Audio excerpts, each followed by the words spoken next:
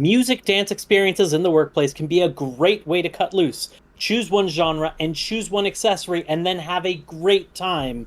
But things are far from actually great here. New doors have been installed and the group is locked in. Tension is bubbling under the surface, and what happens when it finally blows over? Hello, everyone, and welcome to Road Goes Ever On and On. Today we are discussing the seventh episode of the hit Apple TV series, Severance. So, spoilers ahead. And while I can't promise you any dance parties, I can promise you a good time if you like, subscribe, and hit the bell icon for notifications. That being said, uh, I wanted to start off with the fact that this episode actually had the exact same opening words as the very first episode, which kind of makes it seem like this is potentially a key topic. So it opens with, "Who are you?" Wait, who said who are you? I don't even remember that part. Mark says, "Who are you?" So Mark is in the hallway with the Oh, the employee that's right. unsevering Petey, but he doesn't know who she is yet, and it's all black. And he says, "Who are you?" And then you kind of see him in this dark hallway with her. And I do feel like this is something that kind of comes up, as far as like, are you defined by your memories? Are you responsible for your previous actions? Like if you got it has this isn't super philosophical, but it does kind of bring up some of these questions, and it is kind of interesting seeing that first line hit in a very different way. Right. And we see that Mark is being questioned on his treatment of his innie, basically, from this woman. Like, she kind of makes it philosophical for him. He's like, I just have. He lives his life, I live my life, and we don't have, you know, that's how it is. And she's just like, well, does he like that? Does he want that? Is he trying to basically get out of where he is outside? Like, what happens if he does that? Like, what happens if he takes over and then your outie mark doesn't exist anymore? Right. When you resign, you're effectively killing that person. They go away forever. I thought the idea of using this for all the things that you don't want to deal with, like the idea of potentially using this to forget you're going through pregnancy, to Right. not have to deal with that. Like you just switch yourself off for 9 months and then you wake up with this baby. Meanwhile, you have this other person whose the entire life that they live is all of the hard work and feeling that human, grow inside of them and getting excited for that moment and then just like disappearing Right. right after it's pulled out. Like that's Well, and it even seems that, like, we know that they carry a bit of themselves while they're severed, but that woman, she had a completely different name for her baby as a severed right. woman versus what she had. So, like, that person that wanted to name that baby William never gets to meet that baby, which is so sad. Which is like what Dylan's going through, where now he knows he has a kid, which, This episode had very emotional moments for me. oh my gosh, such, like, crazy. The fact that Dylan has always been, like, he The brags at goofball, the goofball, and he brags about his incentives, how many he's right? gotten, and he's gotten a bunch of those characters, so he's probably had the dance party a bunch of times, which he's probably enjoyed quite a bit, and he couldn't even enjoy the dance party because he's Right. been brain broken now, essentially.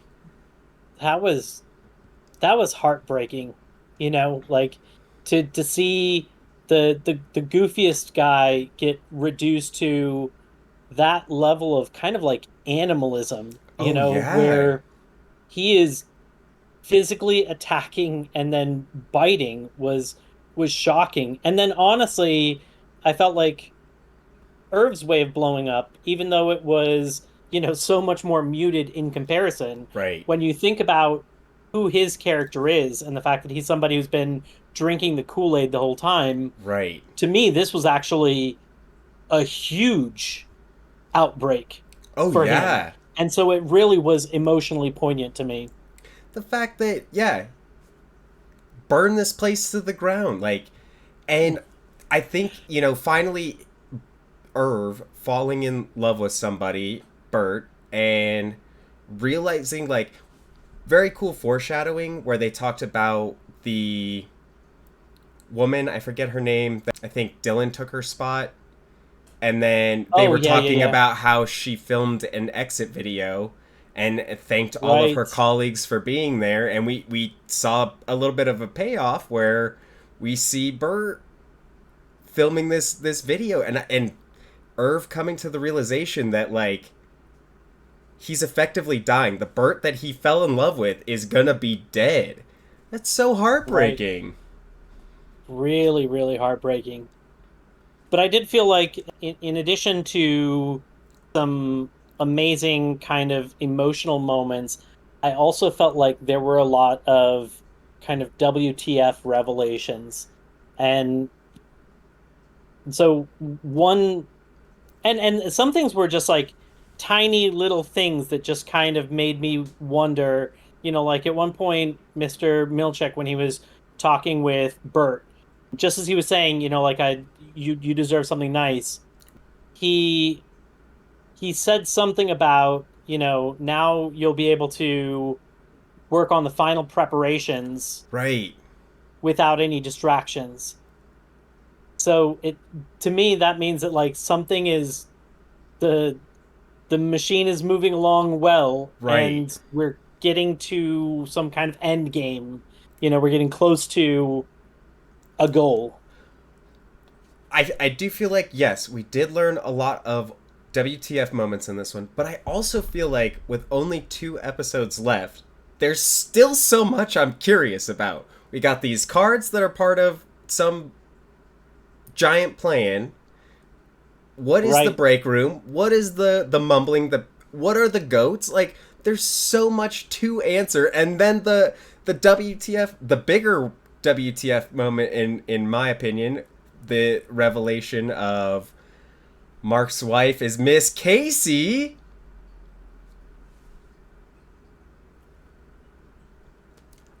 I did That was okay. huge. And that oh go ahead. So when Miss Cobell said, "Does he see her?" Instantly in my mind, I'm like, "Okay, she's alive. One of the girls we know is her." And I was like, "It's either Helly, Miss Casey, or I even thought maybe the girl that put the chip in his mind." Those were the three, like, that I was like, "Okay, it could Okay. be any of these people." Then you see like that kind of picture when he shows her and he tears it up, but you don't really see the face. When he's describing her, he describes her like Miss Casey described Burt, Irv during things. He was saying, "My wife didn't like sweaters. She loved all dogs." And as he was saying this, before I saw her face, I was like, "It's Miss Casey. Has to be Miss Casey. He's doing it just like she does it." I didn't think about that. That's so all I knew was that like when her face kept getting obscured, with Mm-hmm. like a finger or something. And to me, that was like, they're waiting for a big reveal. Is it possible that other people are related, connected, that we could find out about? Is this a one-off? Why would it be a one-off? Like, is Mark special, or are there the possibility that there will be other connections down the road? I don't. I mean, I'm sure there will be other connections because I feel like this is such a big, you know, revelation. And Yeah. but I want to know is like what, who's behind it? How'd they get Miss Casey? How'd they basically make her just die and disappear? Like, did they? I Right. wonder, like, if they just erased her memory completely. what is she doing when she's not an innie, because she's only a part-time innie. So like that seems like a dangerous gamble to have, But you know. remember, Petey said there's some people that don't leave there. I know. And I think she's one of them. I don't think she ever leaves. I think that you would have to make it that way. Right? Yeah. I do think so. We did see that that they have a lot more power than we originally thought, with the overtime contingency protocol. Right. And who's to say that that's not the end of what they can do, that there isn't much more. The first time I watched it, I was like a little tired. So when you first see Graner in that weird hallway shot, like I thought he was part of it, you know? Like, so I thought he was like, he shows up, like he knew she was gonna be there. He's actually like a man on the inside. And in my mind, I'm like, see, we've never seen Grainer do anything bad. He's a nice guy. Look at, he's telling Mark he's a friend. Like, this is great. And I wasn't even thinking that he didn't see her through that way. They It's did that on purpose, and that's because I felt the same thing. It was odd how casual he was, yes, and how, it's not like he went in there with a gun and is like, right. put your fucking face to the ground, instead he was like, oh, I work with you. Yeah, we're Like you don't for once remember he me. actually seemed kind of nice.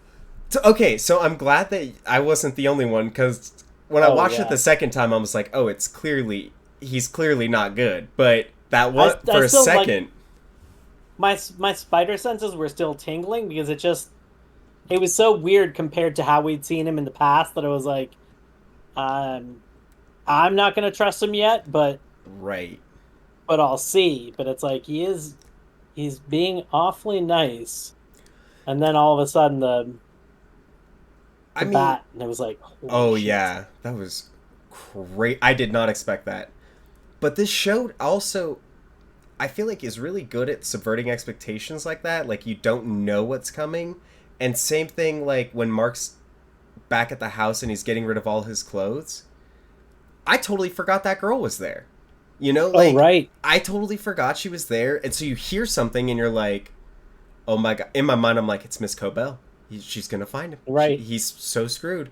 And then she walks out, and I'm like, "Oh yeah, she was staying the night there. Of course." Like the show has those little ways of like building that tension and then right. subverting that expectation. I feel like it's gonna be an even more dramatic ending leading up to the final episode. Yeah, we've only got 2 episodes left. So many more questions. Why Yeah, why was Mark's hand messed up? right, right. There's the black goo. Like I just feel like I still have so many questions, and I don't know how they're gonna wrap it up in 2 episodes. It's got the right pace of like revealing things and then setting up new secrets, and like some things they've held on to the whole time, but there have been some things where it's like you learn about it and it's revealed the next episode or the episode after that, Right, and it's like that's so it never feels like you're just getting like strung along, and it's like, will I ever, right, not that I didn't like 1899, but they had so many, they like kept piling on more what the fucks, and it's like, right. why is And there the a final scarab? How did episode, they unlock the door? How did this kid come out of this cabinet? What the? answers we'll never get the answers to. It just like kept piling up things, and it only barely gave answers over time, but it would Yeah. like give like three questions for every answer that it gave. Yeah, this one, yeah. Um, I don't feel like I have too many questions of like where is this going? Like what the fuck? Like nothing like that scarab and the little boy, which is right. good, but it is it's a fun one. It's, I think it's well acted, it's well written, it's funny when it needs to be, it's very like intense when it needs to be. It's Right. just very well done. It's a great show. Good job, Ben Stiller. I never would have thought that. Same. Like the whole cast, like that, it's just it's mind blowing how many, my favorite John Turturro role is Oh Brother Where Art Thou? So Great it's film. like comedy. Christopher Walken. I know he's an amazing dramatic actor. Like I've seen The Deer Hunter. He can do drama at like the awards level. Right. I do get that. But also, I think of him more as, like a comedic guy. Adam Scott, I think of as like all of his comedic Yeah. performances, Yeah. and damn, they're killing it so much. And I feel like there's a lot of comedy in absurdity where it's like somebody Right. will say something with like that is like slightly absurd or with like the right comedic timing, and it may not necessarily elicit laughter, but it's still phenomenal. And like I still appreciate it so much, and it was delivered so perfectly. It's amazing that like they have those that they can have comedy like that in there where you can appreciate it and it can have poignance even if it doesn't make you laugh and it doesn't make it a Right. bad joke, Oh yeah. No, I you I know? think this show is just the writing in general is just so tight. It's on point. Every character like doesn't say too much. Like there's no filler. Everything is important, which is good. And they've done a damn good job of giving really good information where it's like if you that rewards additional viewings or Right. rewards, like being eagle-eyed, but also I don't feel like it's I don't feel like it's given up the goose yet.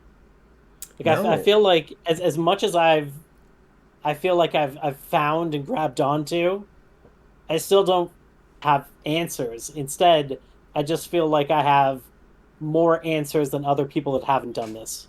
we just learned that that girl who we don't even know who she is, she's the one that put the chip in there.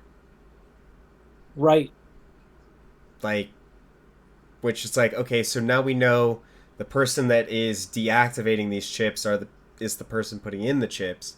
Like, what is her motivation? Like, why is she now pulling out the chips? Why is she trying to reintegrate people? Like, just seems weird. And you can't reverse the severance process. So, if people But Miss like Cobell has discovered that you you can, can, and that's why she told the board like, and I have the data to prove it. but not even that. The fact that people like Burt who retire and leave, so they're always severed. So then now we know that they could turn you on and off at will. Like they could just come mess with you, and that's also why I feel like the retiring thing doesn't happen. I don't feel like you can retire severed. I feel like they keep them. We'll Bert's going in a box somewhere till they forget about him. we'll see. We'll Okay, see. so there was something weird that Miss Cobell said. So we haven't seen the board, right? We always like hear. Well, we don't even really hear them. It's like somebody else hears them. Because they have like an earpiece in. She said that she would be willing to explain to the board in person how reintegration is real and that she has the data to prove it. They agree. They say, hey, at the Egan Gala Right. next week. Right.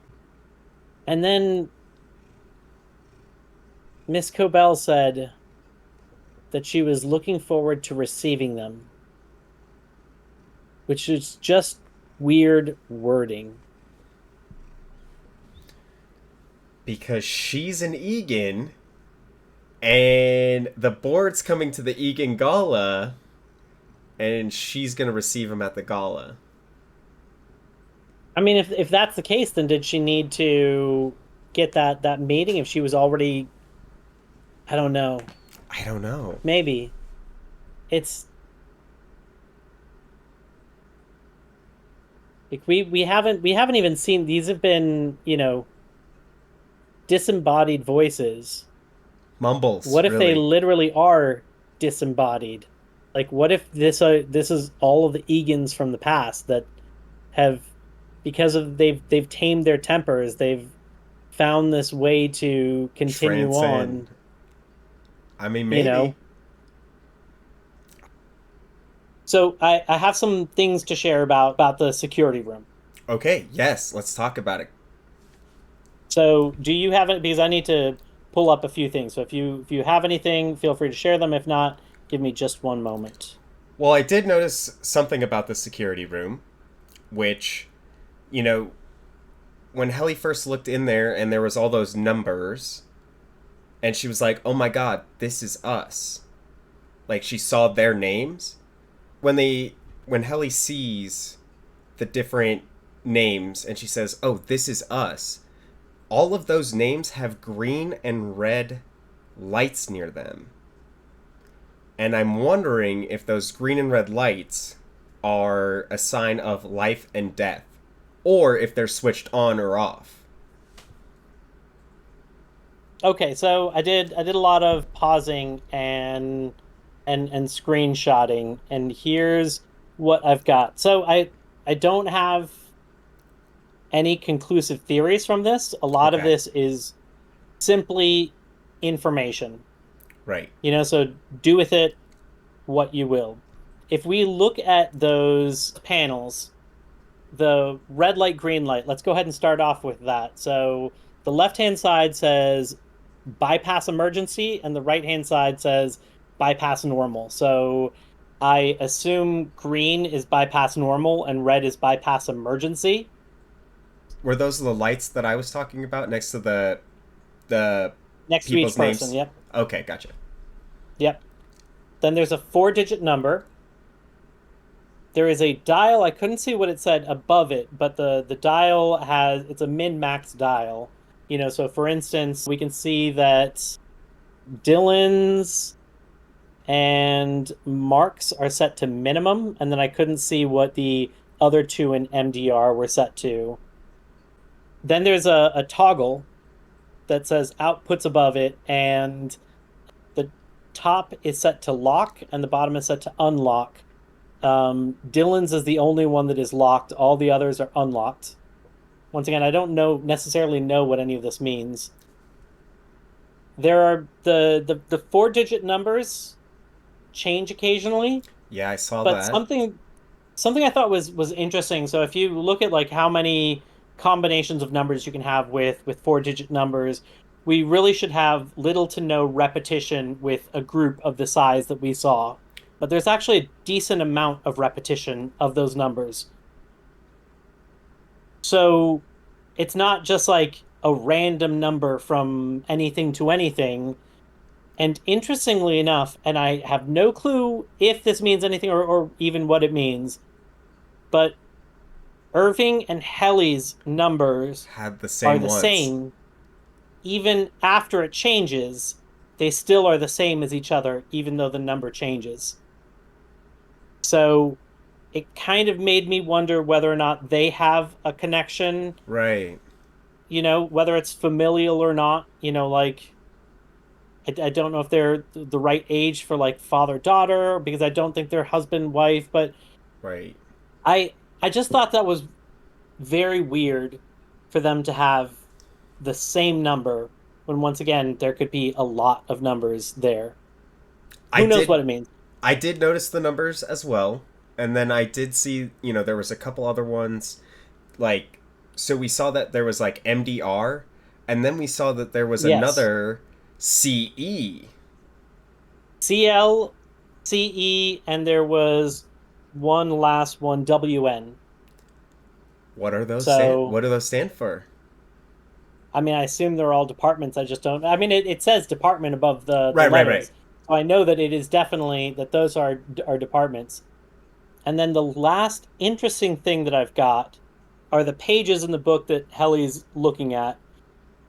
I'll go backwards. So we've got branch transfer system. Who knows what that means? We have elephant access circuit. And based off of what I could read, although it was partially cut off, it looked like one of the headers is implant control. Interesting. And then the last one, which even if we can't read any of the words, the name of it is interesting enough in and of itself. Clean slate cycle. That's Miss Casey. Miss Casey got the clean slate cycle, I bet. That is my guess, which means I think that that is something that they could potentially do as things are like escalating and getting out of hand, Right. is possibly run a clean slate cycle on everybody in MDR and hope that they get a fresh start. So I wonder if Miss Casey was severed before the car accident, and if that is common knowledge if she was severed or not. I don't know. Also, it was confirmed that Miss Cobell is not severed because they did Yes. show on the thing for like the elevator. Not severed Um, elevators. and it also on that you could see the list of the different floors. There are at least 13 floors above ground, with the top one interestingly having no marking as to what is there. The 12th being Interesting. machine, which is weird, like a whole floor dedicated to machine. Then we have exec which I assume is like executive suite. SRSTE, which I assume is like senior suite because there's like SR dot. Conf room, so there's like two floors of conference rooms. 7 was IT, 6 is ACQ, maybe acquisitions. 5 is data P, maybe data processing. 4 I only saw for a flash, so I couldn't really see what it was. 3 it didn't scroll down to, it cut away before we got to that. And when we saw Miss Cobell's elevator, it did say that it was coming from the executive suite to the severed floor. Interesting. Um, Okay, wait. I'm gonna get crazy here. I'm going deep in the okay. sauce. Are you ready?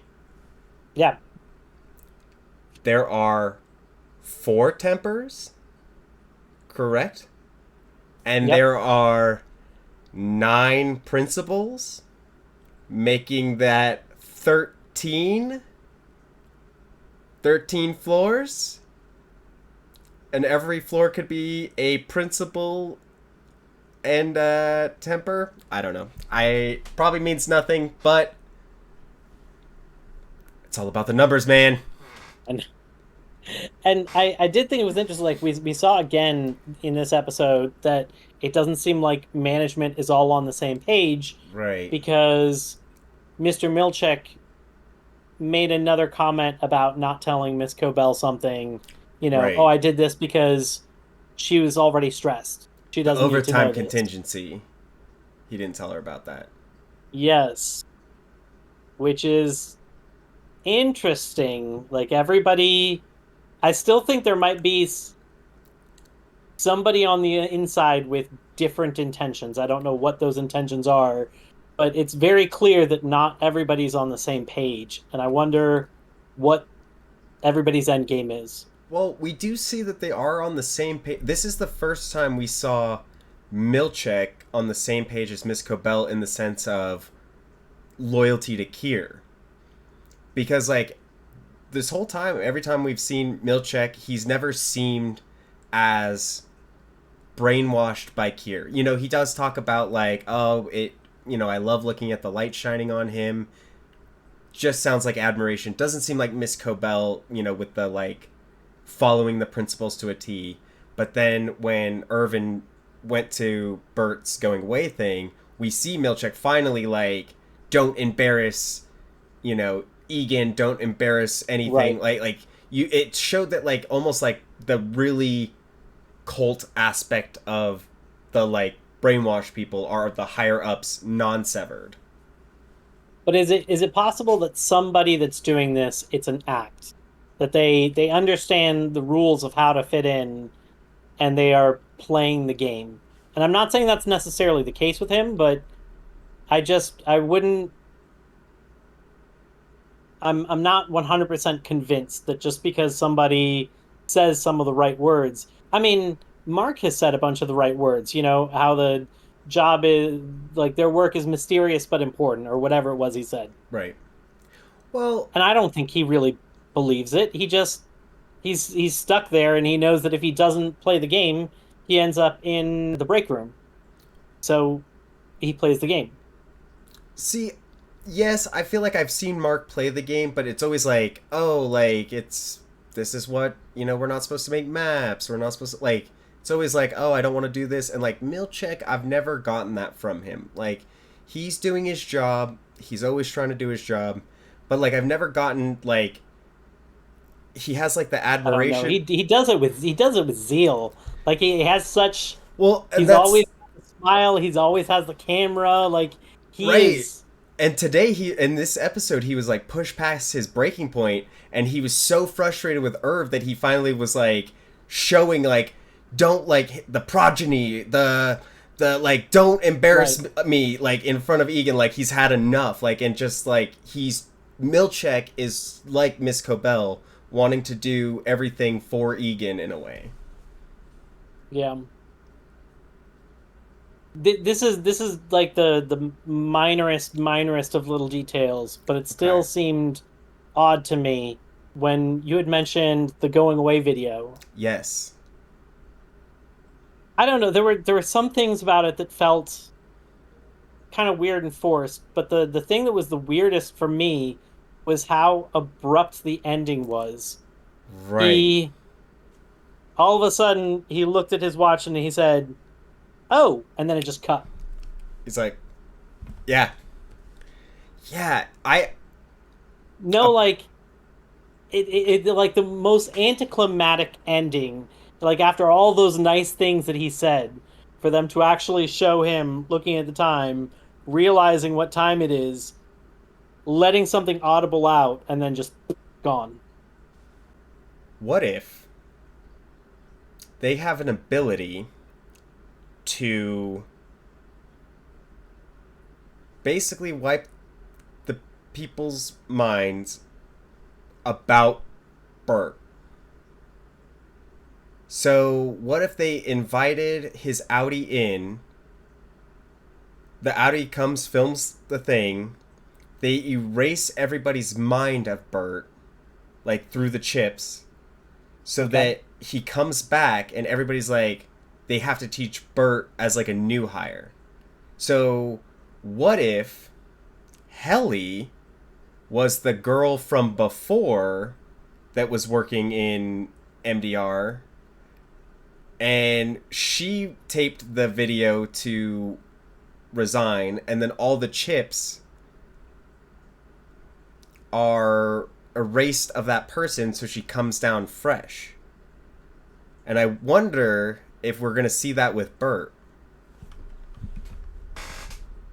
Interesting. I don't know. We'll see. Other thing about the going away party that I think is a touch comical with this the onboard and offboard process at Lumen is you get melon Right. parties.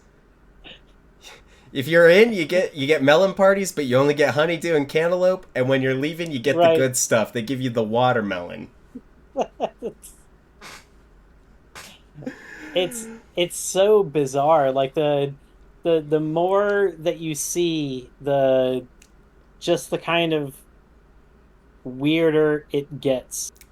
Pretty much every product in there is a Lumen product. It has like the Lumen branding. Like Right. I remember seeing the Lumen branding on the coffee episode like 2 or 3 or whatever it was. Right. But then Mr. Milcheck makes a point of saying, like fine Rwanda coffee. And it's Right.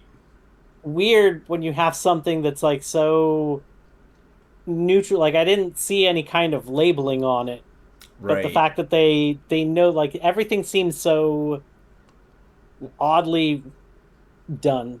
I mean, maybe Lumen's coffee operation is in Rwanda, Maybe.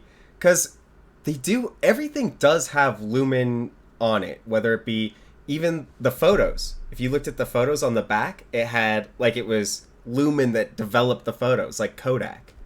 So Right. they definitely have their hand in a lot of cookie jars. How deep does it Yeah. go? I think they own the Senators. I mean, I think they own the one senator. If they owned all the senators, I don't think this would be a controversial topic. That's true. That's true. Maybe they own the So I majority of the Senators. maybe. Maybe. But with that, I think we'll have to wait for next week and we watch episode 8 of Severance. Our journey has come to an end. Thanks for joining us. I'm Mark. This is Sterling. Thanks.